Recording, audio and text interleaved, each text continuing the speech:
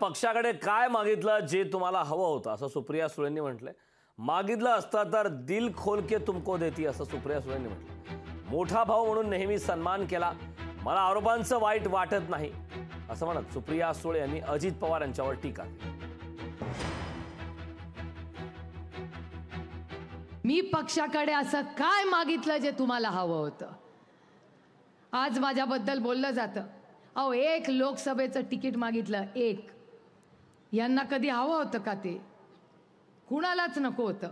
आणि जेव्हा जेव्हा लोकसभेचा विषय पक्षात यायचा तेव्हा जर साहेब म्हणले अरे तू लढतोस का, तर संध्याकाळी घरी येऊन तोच नेता म्हणायचा साहेब माझं चुकलं का, मला लोकसभेला का पाठवताय? कधीही आजपर्यंत त्यांनी लोकसभेचं तिकीट किंवा मला इच्छा आहे हे सांगितलं नव्हतं। सांगितलं असताना अरे मांगा होता तो दिल खोल के तुमको देती, काय प्रश्न आहे? आणि जे प्रेमाने देण्यात कुणाला मजा आहे ना, ओरबाडून घेण्यात मजा नाही आहे। सातत्याने बोललं जातं की माझ्या विचाराचा खासदार आणा। अहो 18 वर्ष एक तुमच्याच विचाराचा खासदार होतं, कुठे वेगळा होता? आणि माझी काय चूक? आज जी माझ्यावर टीका होते ही माझ्या संस्कारांमुळे चूक।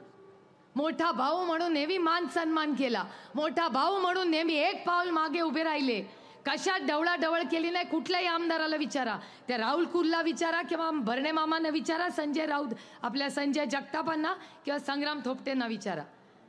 कधी एक PIच्या बदलीसाठी पण मी कधी विनंती केली का? तुम्ही म्हणाल ती पूर्व दिशा, तुम्ही म्हणाल तसा खासदार फंड आपण करू, तुम्ही फक्त आदेश द्या, तुम्ही जे म्हणाल ते आपण एकत्र मिळून करू।